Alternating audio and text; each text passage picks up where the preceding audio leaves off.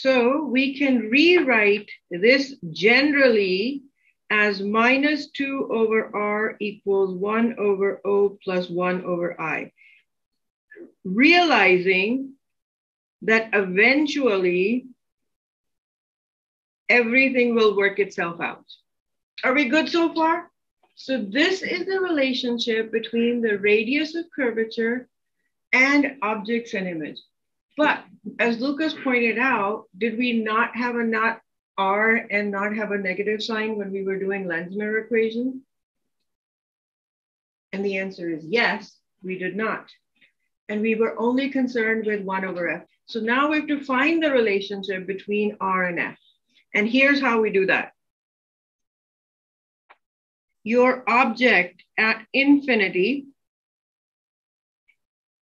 for both mirrors, what happens in that case? Number one, incident rays will become parallel. Okay, let me sort of show you. The object is really, really far.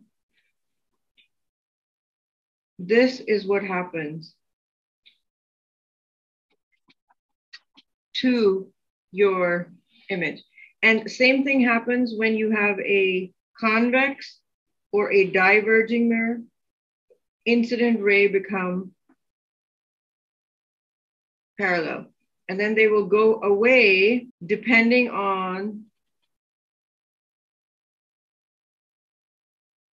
they feel like they're coming from a particular focal. In this case, for the concave or converging mirror, your radius of curvature will be negative.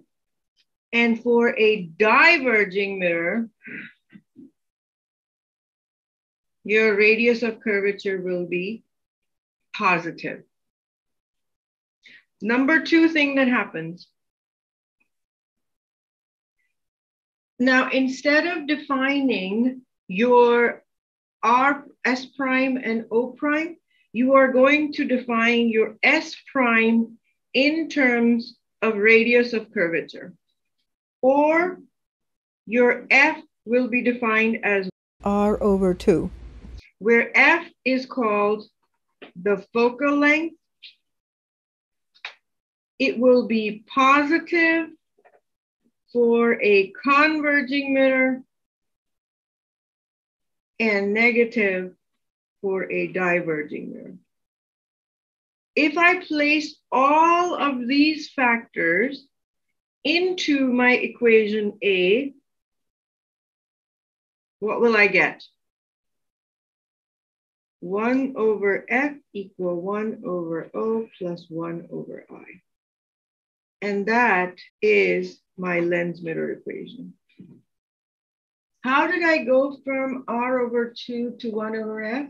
The one basic assumption is that your objects need to be pretty far away from your lens in such a way that you can ignore the VQ distance. Remember that VQ distance? You have to be able to ignore that with respect to the actual distance of the object from the lens itself.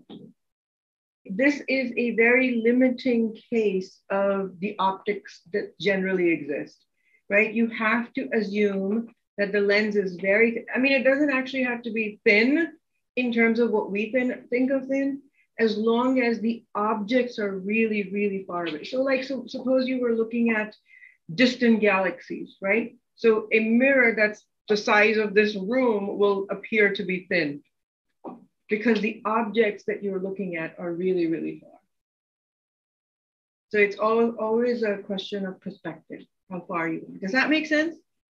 So this lens mirror equation that we have been using is a limiting case of the general equation, which was that one, equation A. Another equation that I'm going to give you is the relationship between C and R, the center of curvature and the radius of curvature. They are inversely proportional to each other. So curvature of the surface is given as where r is the length of radius, also called the radius of curvature.